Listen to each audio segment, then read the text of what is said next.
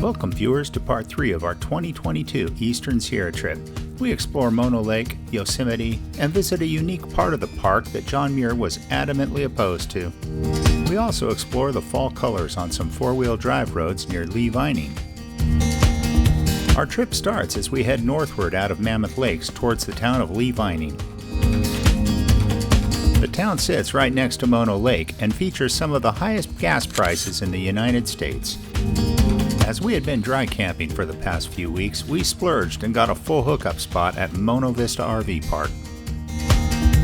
This is a reasonably priced place with friendly staff, and we recommend it. Later that day, we headed up Tioga Pass towards Yosemite.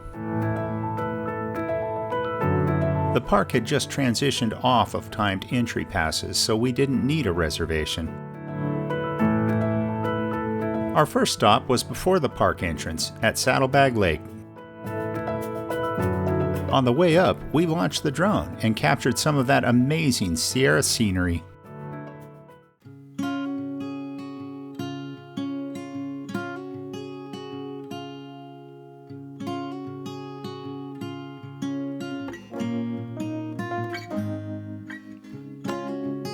Lee Vining Creek begins its 16-mile journey to Mono Lake just upstream from here.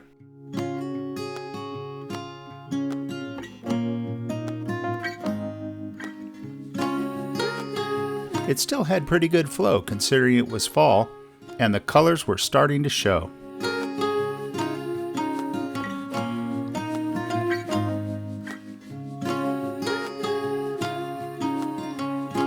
See any fish down there?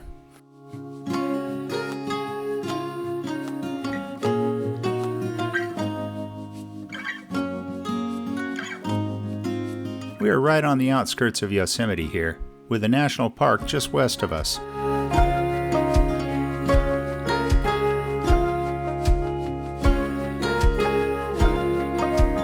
Here you can catch a glimpse of Saddlebag Lake in the distance.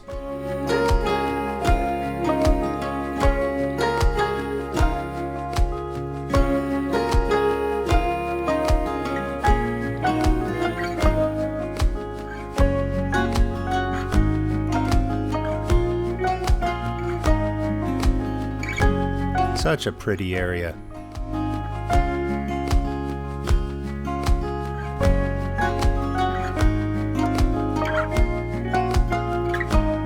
It's time for us to continue our drive. Directly above Saddlebag Lake is Saddlebag Campground.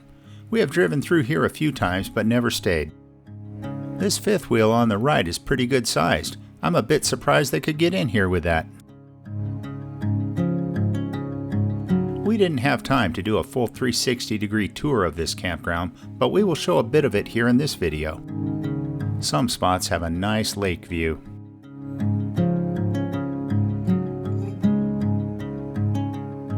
Saddlebag Lake is quite long, and there used to be a water taxi that would take you to the far side for a reasonable fee. We used that several times to cut a few miles off the hike up to 20 Lakes Basin area, but I'm not sure the taxi is still operating. We will head back down now towards Ellery Lake. This lake is named after Nathaniel Ellery, a state engineer who was in charge of building the highway up here back in the early 1900s.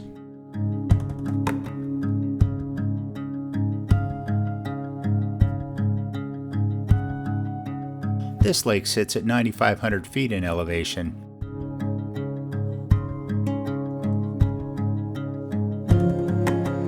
There's a small first-come, first-served campground to the right of us. I think the limit is 28 feet. It's appropriately named Ellery Campground.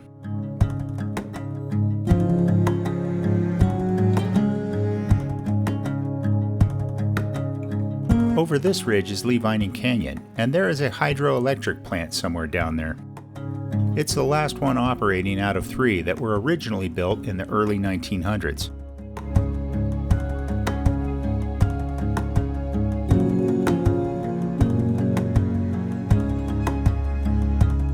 That's Highway 120 directly in front of us, which leads into Yosemite on the left and Lee Vining on the right.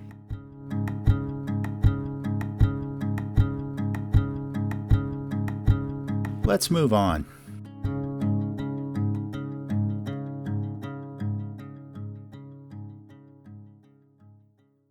There are many places to park along the Lee Vining Canyon, and the views are spectacular.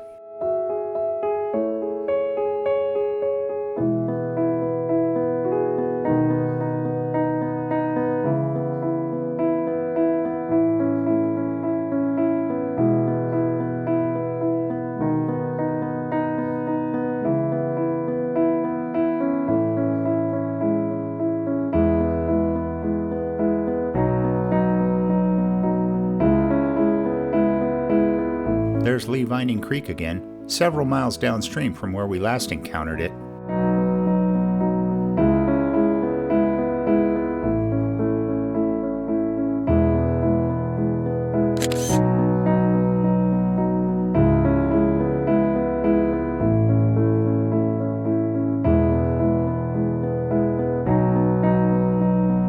There are a few small campgrounds down in the canyon. I'm not sure if this is Big Bend Campground or Aspen. Leave us a comment if you know, please.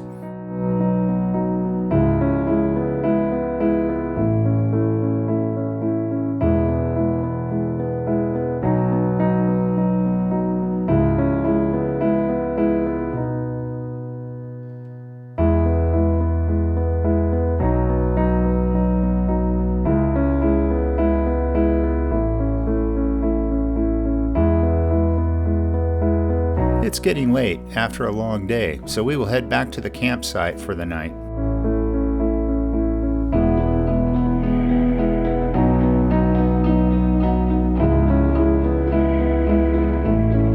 Cell reception at the camp was good, so I didn't have to deploy Starlink. The next morning, we headed across the park to Hetch Hetchy Reservoir.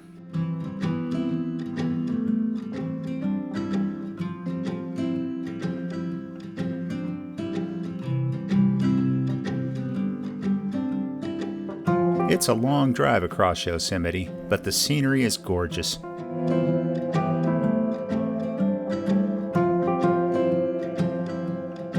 To get to Hetch Hetchy, you have to exit the park on the west side and then travel through Stanislaus National Forest. It seems there's a cattle ranch nearby, or perhaps they just graze here on the route.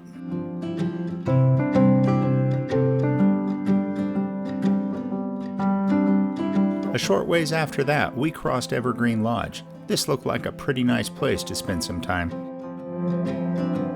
It's been here since 1921 and has a lot of history.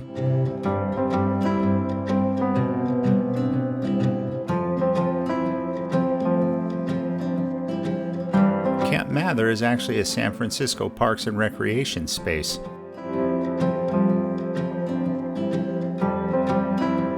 Not too long after that, we turned on Hetch Hetchy Road and entered Yosemite for the second time this day.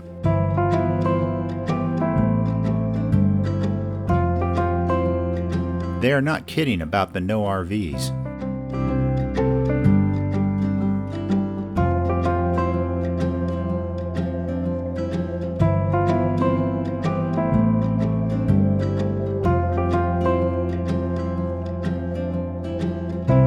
You get glimpses of the reservoir as you drive in.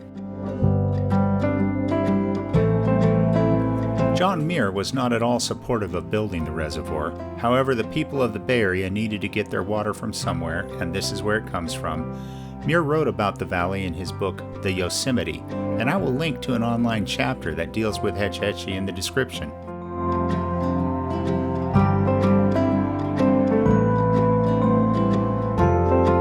Like many of the reservoirs in California in 2022, the water levels seem pretty low.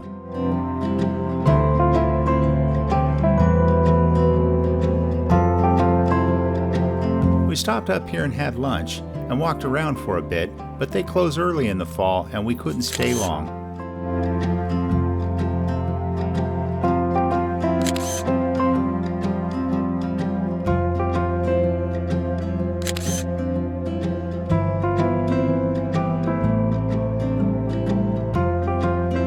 Heading back, the late afternoon light was very nice. This makes the third time we entered the park.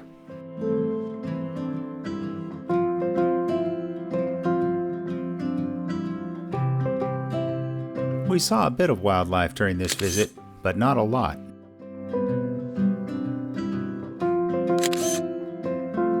Siesta Lake was beautiful as the sun went down.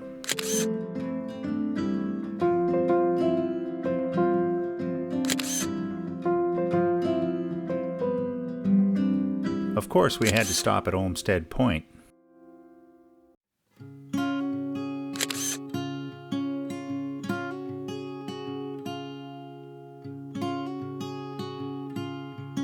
The next day, Dang headed into the valley for some photography.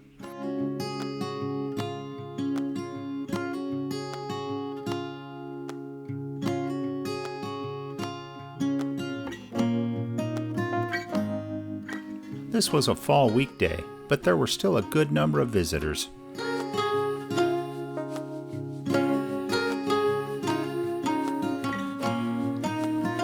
Tunnel View was closed for construction or some similar reason.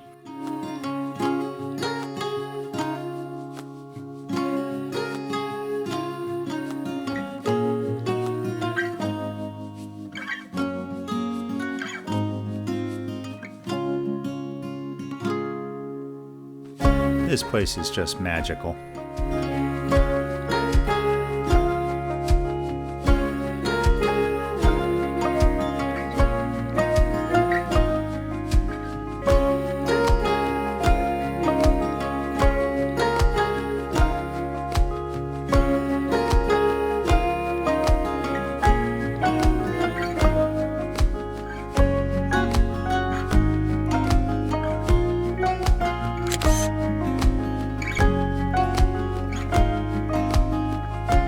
I just love how these enormous granite mountains open up as you come out of the trees.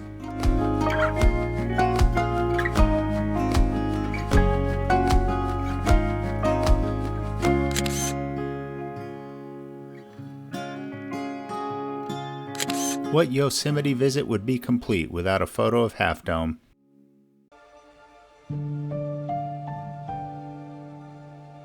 The next day, it was time to explore the northwest side of Mono Lake.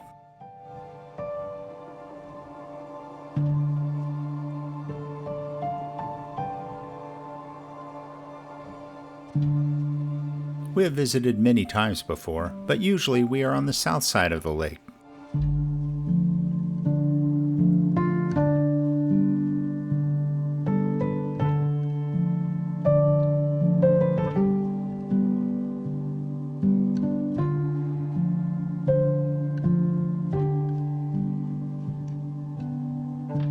The tufa structures here are not as large, but it is nonetheless beautiful.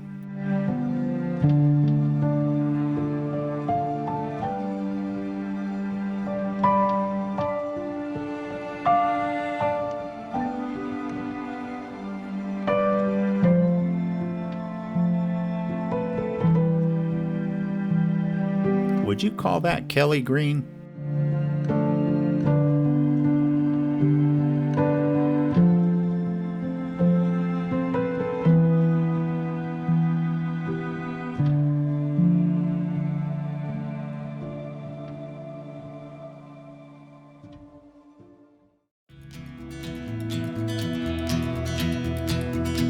Finally, we got a chance to check out the 4x4 road that goes up to Log Cabin Mine.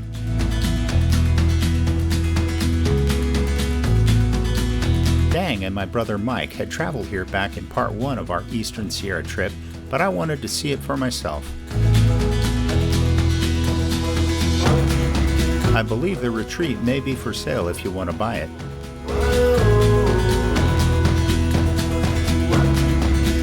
Being a few weeks later into fall, the colors were more pronounced and really on fire in a few places.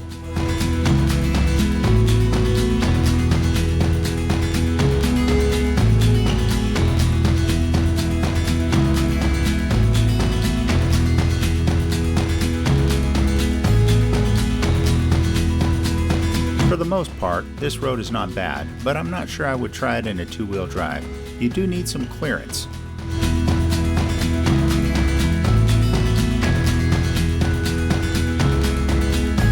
poor little GoPro doesn't really do this justice.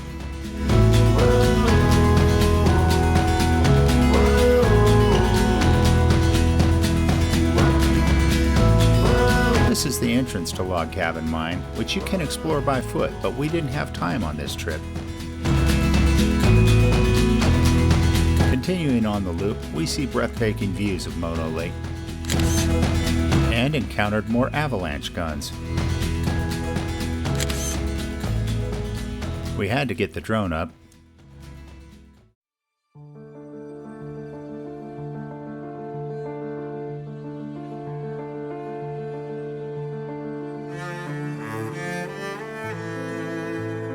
Drones are a nice tool you can use to scout the road ahead with.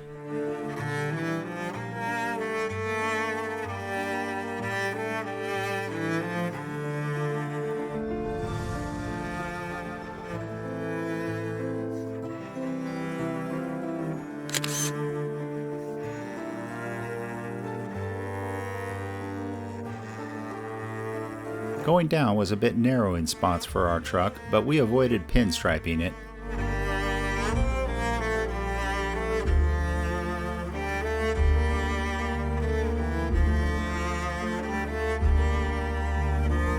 I still had a bunch of camping stuff in the bed, so taking it slow was the rule.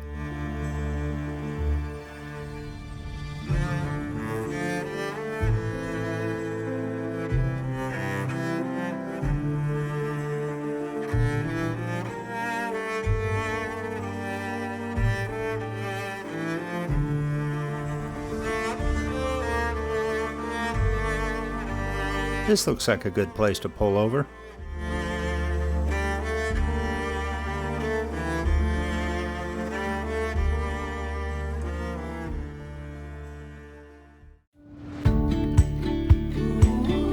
I see there are several of these avalanche guns placed along the ridge.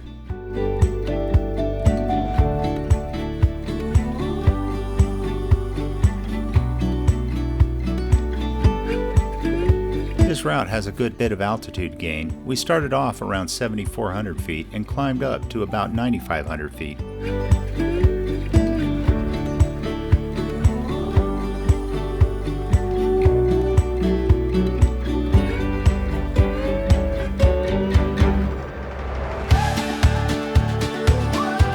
I have to apologize about the state of the windshield. We really need to start carrying window cleaner in the truck.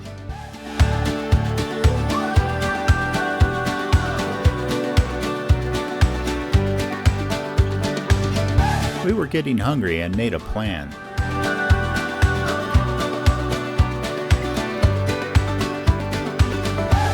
Monocone, which serves great soft serve ice cream, is also well known for their burgers. It's no frills, but they do make a great burger. Well, we are going to end it here, folks. If you found this video useful, please give it a thumbs up and subscribe to our channel for more content like this. Stay tuned for part 4, where we boondock at the volcanic tablelands outside of Bishop and explore the petroglyphs around there.